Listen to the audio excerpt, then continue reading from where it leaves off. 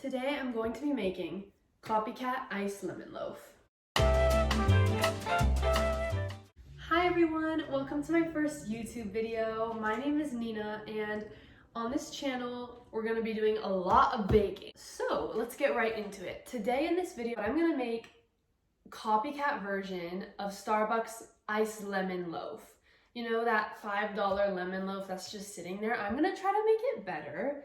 We'll see if I can. We're gonna be doing like a blind taste test where like mine is gonna be on one plate and then the Starbucks one is gonna be on the other. I'm gonna ask if we can A, taste the difference, and B, like which one is better, but not knowing which one is the Starbucks one and which one is mine. So, goal, be better than the Starbucks one. But also, we're trying to grow on this channel. I really want to like see how I can improve and get better. I have my Copycat cookbook here. I have like a love-hate relationship with this cookbook because I've made a few recipes on it and I actually didn't like them at all. Giving this another chance by making lemon pound cake. Let's get started. We're starting off with a big bowl and we're going to be doing half a cup of butter, which is 1 stick of butter. I memorized like all the dimensions. 1 cup of butter is 2 sticks. Half a cup is 1 stick. 1/4 cup is half a stick. I've been baking for a while, so I've like slowly like picked up on those like measurements and stuff. 1 cup of sugar, this big cup. And sprinkle that on. Cream these until light and fluffy.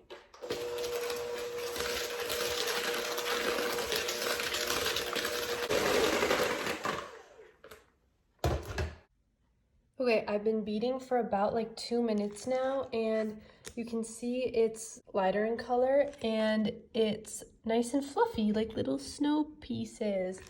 Okay, so now we're gonna crack 2 eggs, 1 at a time, so that they can get well blended after each one. Okay, I love cracking eggs. It's my favorite part. Okay, and the second one, let's see if I can crack this one-handed. Let's see. Let's see if I can get this with no eggshell. Yep, no eggshell. Let me prove it. No eggshell. Yippee! Okay, so now we're just gonna beat this egg in.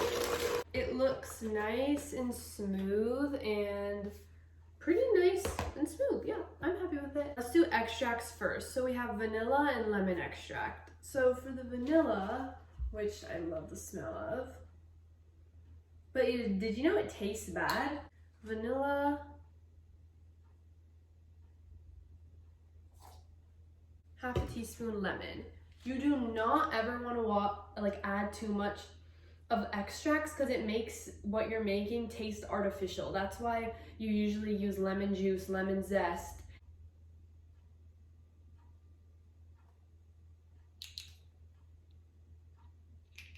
There we go. Okay. Cool. Oh, ingredients: alcohol, water, and oil of lemon. That's why we don't use this as much. Okay, we'll beat this in really quickly and then do zest. Oh.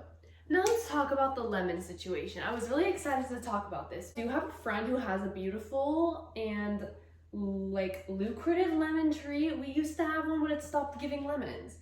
So he brought me 2 lemons and look at the size of them. Look at how big this lemon is. It's not as big as my face, but look at it. It's like incredible. And I just want to show you you're getting scammed at the store because this is what store-bought lemons look like. This is what you're getting scammed to buy, and this is what a real lemon off a tree looks like. Not that this isn't from the tree, but I don't know what went wrong. My biggest tip to you is if you like baking and you need lemons, make best friends with someone who has a lemon tree. I was friends with him before I made this recipe. A tip with lemon zest is you keep moving. You just keep rotating the lemon because you don't want to keep going in the same spot that's white. That's going to taste bitter. you only want to get the yellow. So you just keep going. Oh my gosh, this lemon. Ah, I love that I have a lemon supplier now. So I have about this much lemon zest. 1 teaspoon of lemon zest. There we go. Perfect. Beat that in. Okay, that was our wet mixture.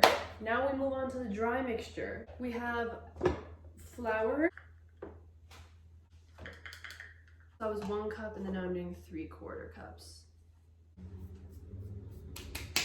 Okay. Baking soda, 1/4 teaspoon, which is the smallest one. Oh, that's so cute. 1/2 teaspoon of salt. Always have to salt your sweets. We need to whisk that. Let me grab a whisk. Little baby whisk. So here we have flour mixture, wet mixture, sour cream. I'm gonna use this too. Okay, so we're gonna just alternate. You always start and end with whatever you start and end with. So if I start with adding flour, then sour cream, end with flour. Okay, so let's get started with that.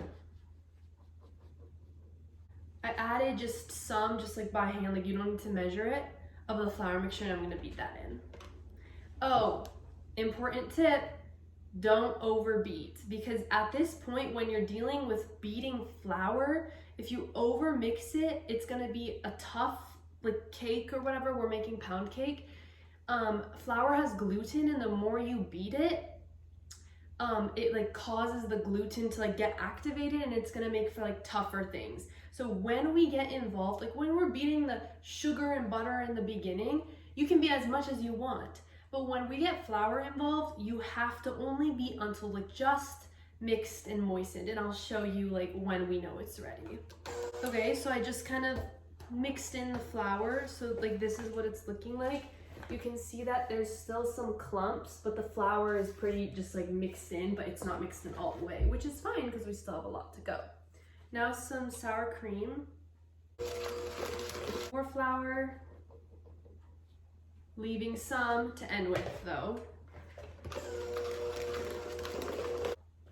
Sour cream, the last of it. And now ending with the last of the flour. Here we go. Now one last beat. Beating, I don't like saying that. One last beating. So this is what it's looking like. Nice and smooth. Perfect, so let's get our pan. The batter just fell. Should we taste the batter?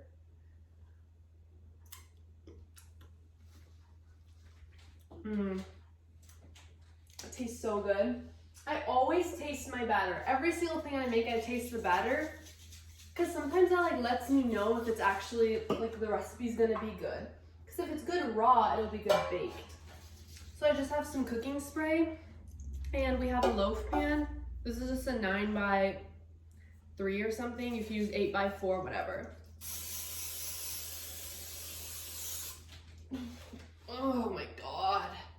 And then also preheat our oven to 350. We're just going to add in our batter into this loaf pan. Can you see that? Hold on, let me do it like that. You guys get the gist. That's low-key uncomfortable, so I'm going to switch it my way. I always leave some batter like on the spatula, like I don't get rid of it all on purpose so I can like lick it. And then also when I was younger, like me, my mom, and my sister, we'd call like the beaters popsicles. So we'd like lick the beaters, and like now I still do that when I bake. Now, 4 minutes until the oven preheats, and that's when I lick everything. Really good.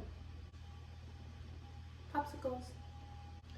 All right, so this is our lemon loaf, unbaked. And now I'm putting it in the oven. In the meantime, I'm gonna clean up this mess wash the dishes. All right, it's smelling good in here. Like I just walked downstairs and it actually smells really good. 5 seconds. Oh yeah, let's see. Yep. Toothpick is clean. Oh, hot. Should have grabbed 2. Okay.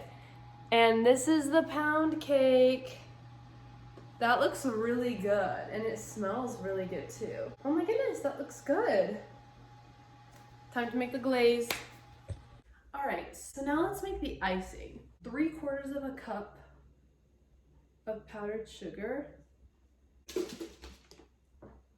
Something fly?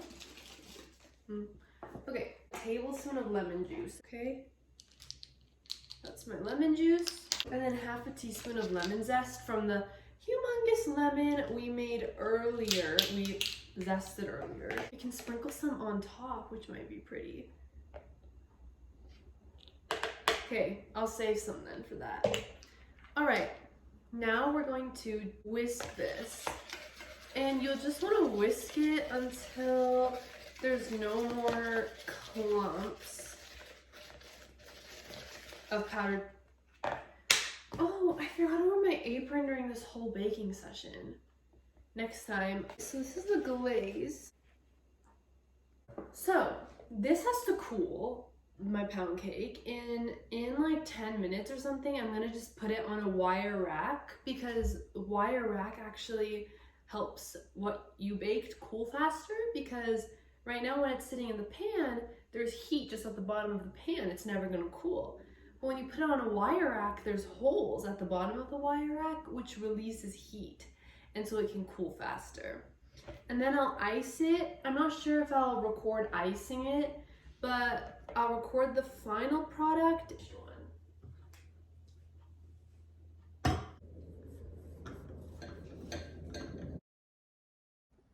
That looks really nice.